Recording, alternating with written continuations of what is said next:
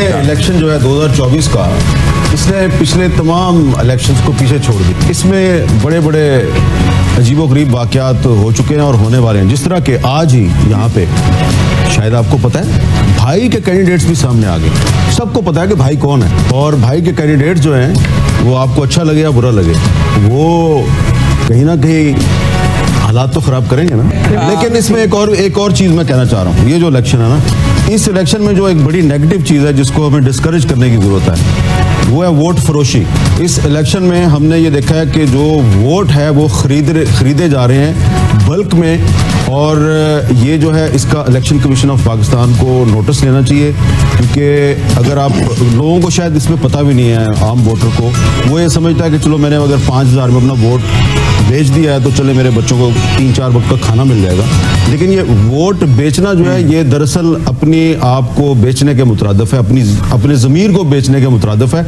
और इसमें कैंडिडेट्स जो हैं मुख्तलिफ पार्टीज़ के, वो जो मुकद्दस किताबें हैं उस पर ओथ भी ले रहे हैं। और जहाँ तक ये है कि बिलावल साहब जो हैं वो लाहौर से भी इलेक्शन लड़ रहे हैं और सिंध में भी 2-3 जगह से इलेक्शन लड़ रहे हैं। मौलाना फजलुर रहमान भी 2 जगह से लड़ रहे हैं, वो बलूचिस्तान से भी लड़ रहे हैं। और शहबाज शरीफ साहब लाहौर के अलावा और कसूर के अलावा वो इधर से भी लड़ना चाह रहे थे, कराची से, लेकिन यहाँ से उनका वो वापस हो गया, यहाँ से वो नहीं लड़ सके। लेकिन ये बात आप माने, किसी को अच्छा लगे या बुरा लगे, कि एक लीडर है जो पाकिस्तान के 4 सूबों से इलेक्शन लड़ सकता है और जीत सकता है, उसका नाम इमरान खान है, but he is out of the election race. मैं तो सिर्फ जो मेरा एक्सपीरियंस है या जो मैंने पिछले 2-3 महीने में देखा है, मैं सिर्फ वही बात करूंगा। टू बी वेरी फ्रैंक, इस दफ़ा मेरा भी खुद ज़ाती तौर पे दिल ही नहीं किया कि मैं जो बड़े बड़े सियासतदान हैं इनके इंटरव्यू करूं, ठीक है ना।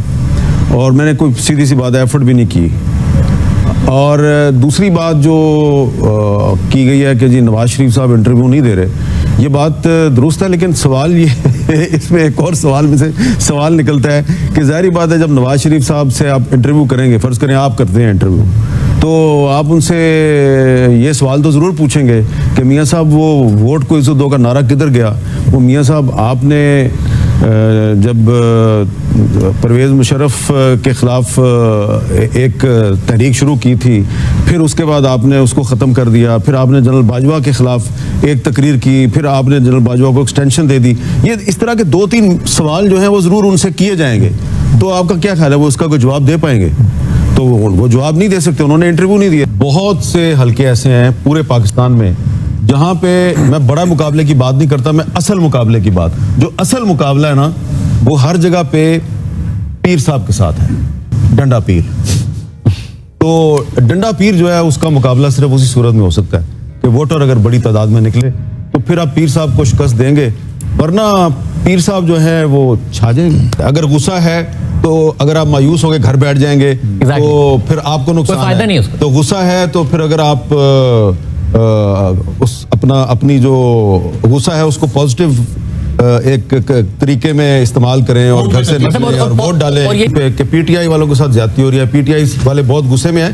सिर्फ पीटीआई वालों के साथ ज्यादती नहीं हो रही, और भी पार्टियां हैं और उनका ताल्लुक बलोचिस्तान से है। मसलन वहां पे आपको पता है कि जेयूआई और बीएनपी मैंगल ने आपस में अलायंस किया हुआ है। आज उन्होंने मुश्तरका जलसा भी किया है। तो जो बीएनपी मैंगल है वो भी अंडर फायर है, और उनके जो लोग हैं उनको भी गिरफ्तार किया गया, उनके भी कागजात नामजदगी जो है वो मुस्तरद हुए। इंटीरियर सिंध में बहुत से लोगों के साथ ये हुआ है। जी, बलूचिस्तान में भी तकरीबन ऐसी ही सूरत हाल होगी। वहाँ पे भी कोई एक पार्टी जो है उसको एब्सोल्यूट मेजॉरिटी नहीं मिलेगी, बल्कि वहाँ पे बहुत सी पार्टियाँ जो हैं उनको उनमें ये तकसीम हो जाएंगी तमाम सीटें, और हो सकता है बाद में उनकी एक मखलूत हुकूमत बनाई जाए।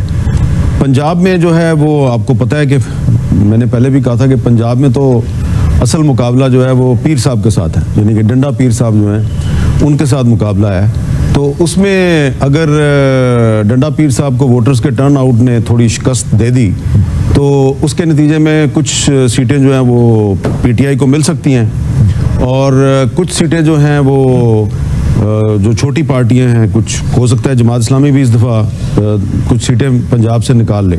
लेकिन मेन जो मुकाबला है वो पीटीआई और मुस्लिम लीग नून ही के दरमियान में है।